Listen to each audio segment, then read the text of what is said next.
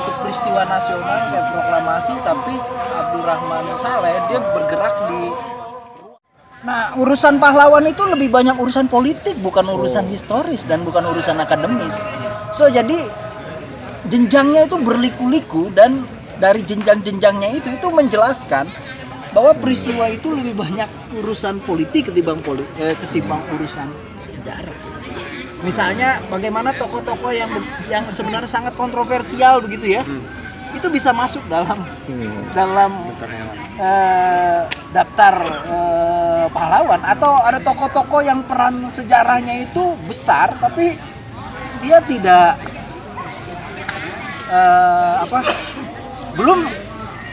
belum diangkat jadi pahlawan. Dan kadang-kadang pahlawan itu mengikut kepentingan politik yang ingin merayu kelompok Islam, maka pahlawan-pahlawannya itu akan mengikuti disesuaikan dengan arus politik yang sedang berkembang. Jadi menurut saya pahlawan itu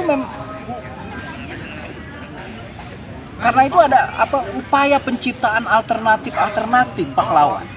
Jadi kayak acara-acara untuk memilih pahlawan sendiri itu banyak sekali. Jadi seperti berontak masyarakat gitu ya, society terhadap negara yang seenak-enaknya begitu menentukan pahlawan. Akhirnya kita melihat banyak sekali orang yang memilih institusi, orang, acara yang memilih pahlawan. Kayak Kiki Andy ya, dia memilih pahlawannya sendiri.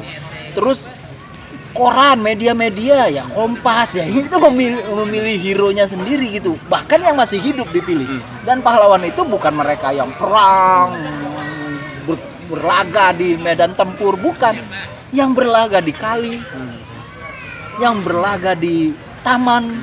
Jadi ini menurut saya peristiwa menarik untuk melihat bagaimana rakyat itu membuat budaya tanding terhadap tradisi kepahlawanan yang lebih mereka lihat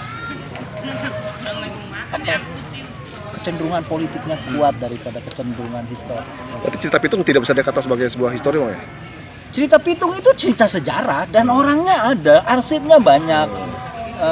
Saya baru selesai menerjemahkan buku disertasinya Margaret Van Til tentang dunia perlawanan society terhadap kekuatan kolonial di akhir abad ke-19 dengan perkaitannya semangat pemberontakan sosial yang sifatnya milenialistik begitu ya, yang itu jadi pengantar dari kesadaran pergerakan secara organisatoris dan intelektual di awal abad ke-20. Jadi kalau mau bicara bukti sejarah ya banyak. Tapi persoalannya sekali lagi adalah urus pahlawan itu bukan urusan sejarah, urusan politik.